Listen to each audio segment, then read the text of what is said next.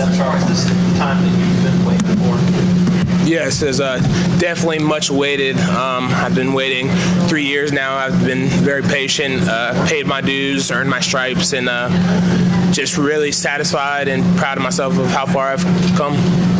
When you've got extensive game action, a lot of times it's been against Georgia Tech. You're so good against the run.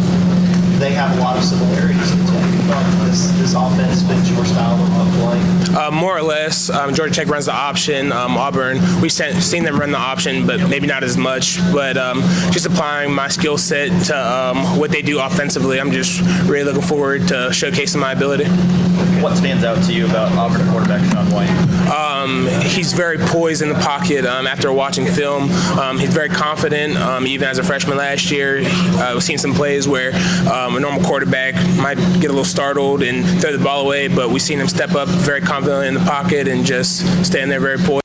How does he compare, watching him on film, to maybe the other quarterbacks that could play or might have been? Probably just a running aspect. I'm not going to say that he won't pull it down and scramble or run, but whenever Jeremy Johnson or the other quarterback is in, we're thinking more run-pass rather than just pass. Just talk about your patience and how much has having an example like B.J. Goodson or Kevin Dodd, or a guy that had a little bit longer to see the field but really made the most of their opportunity, how much does that help you during this process? Tremendously. Sweeney's always preaching about staying the course, and there's been players before me that have prime examples of that, like Kevin Dodd, Vic Beasley, Travis Blanks, Tony Stewart, of just facing adversity, and whenever their time has come, just made the most of it. And I just got to take what I learned from them, because I learned a lot from them, and just applying it to my own situation. There's not a lot of film of their running backs to get tendencies. How do you practice for the unknown?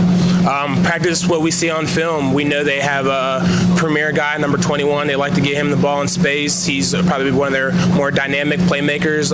He's really athletic, very versatile. They like to use him out of the backfield, and we just got to apply what we see on film. In a season opener for a guy that this is kind of your first chance to get a bigger role, how much do you have to connect to the home with the right getting out of the position and maybe making some mistakes? Well, that's one thing Venables preaches on a daily basis. Don't do too much, just do your job. Whenever you worry about doing someone else's job, that's whenever you make a mistake. So you have to trust the guy next to you that he's going to do his job, and if everyone just does their assignment, you'll be all right.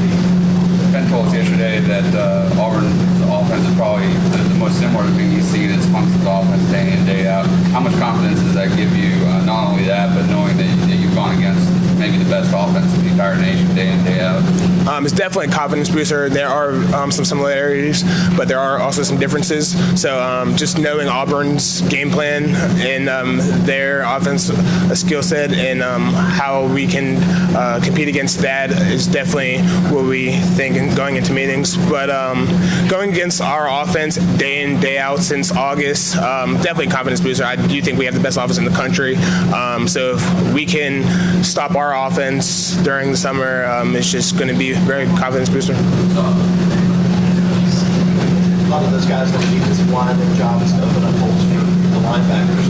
What have you seen out of those guys in front of you here in fall camp? Do you think they'll be able to come close to the production you got last year? Absolutely. I mean, it's funny you say that, because we get the same question every year. Like, how do you think the defense is going to be? How are you guys going to stack up last year? But it's funny because each year the defense is just as good, if not better.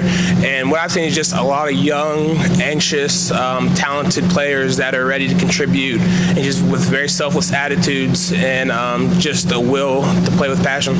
Who's your guy to look out for? Give us one or two guys that fans are going to be surprised by when you finally see them. I wouldn't call it a surprise, but Dexter Lawrence and Jabro Rogers.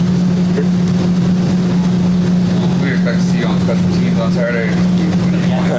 You'll see me out there on special teams. You excited about that? Yeah, I definitely looked out on depth chart as far as special teams. I don't play as much, but I still start on kickoff and punt, which I don't mind because I like to make plays on those two special teams. How much of a motivation is last year's struggles on kick coverage for y'all's unit this season? Definitely motivation. I mean, I think we were ranked last in the ACC in special teams, which is pretty pathetic for the kind of season we had.